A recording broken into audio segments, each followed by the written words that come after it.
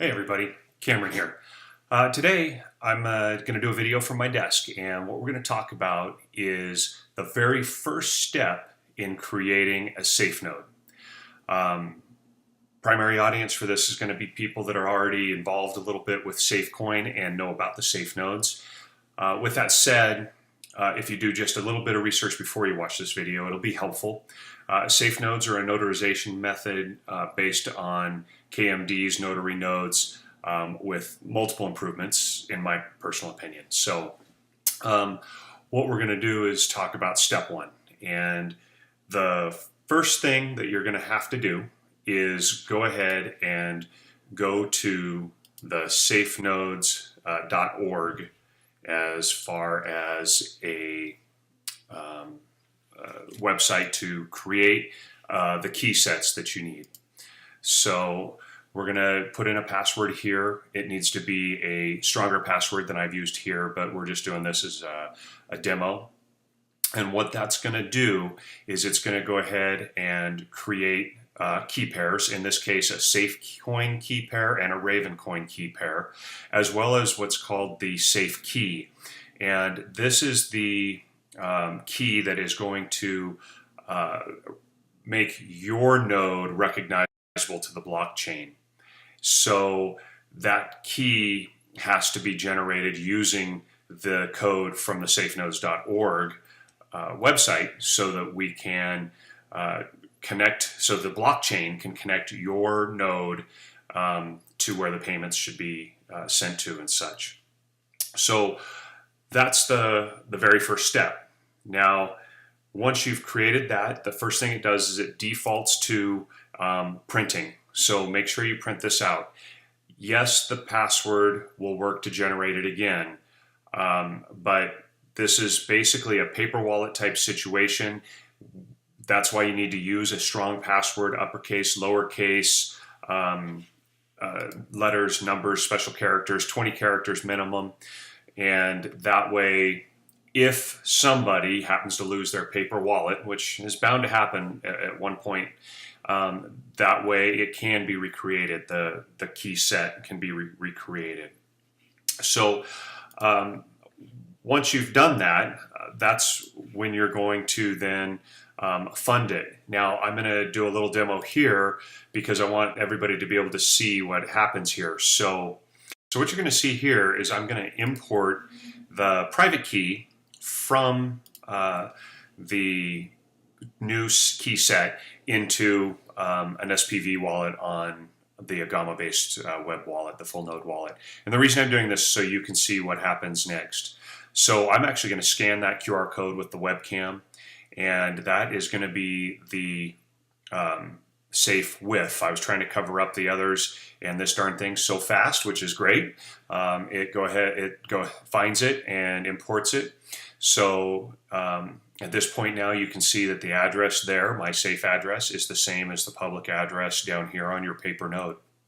So I want people to really have that confidence. This is just kind of an aside, but I want people to have that confidence that even though you're generating this key set from the safe nodes generation for the safe key for the node, that ultimately this isn't any different than generating a paper wallet key pair as far as the private key populating that wallet to make it a public key. So that is just for you to see. This is just so I can kind of show you what's next here.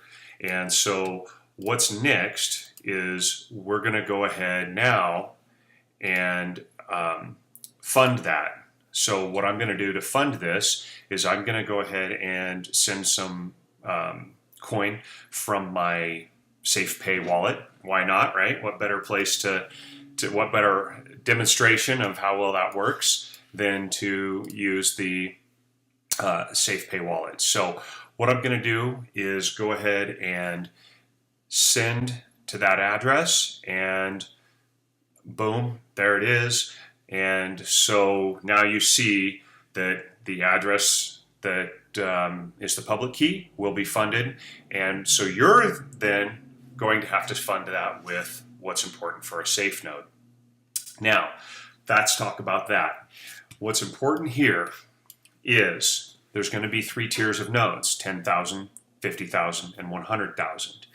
And there's a whole lot of this is rolling out in a phase or in phases. So this first phase is the simplest node structure, and that is to just use your wallet and to create a safe node. It has to be funded with at least 10,000 SafeCoin. So think about what I'm saying here is the important part is that if you have more funds in there, that's fine. It doesn't have to be a single transaction of exactly 10,000 and that's what's checked. This isn't like your other Dash-based masternodes, if you're familiar with those. So what you're looking at here is something that actually is kind of going to compound. You will get paid proportional to the amount greater than 10,000 that is in there. So if you have 15,000, you're going to get a greater reward. Once you get to 50,000 and 100,000, in the later phases, those reward basis would be greater. So that's something for later because there is more to the node structure than just holding some money or holding some coins. But let's start with that. And then what we're looking at doing here in this particular demonstration, this demonstration is for Ravencoin, so that this is for a notarization from SafeCoin blockchain to the Ravencoin blockchain.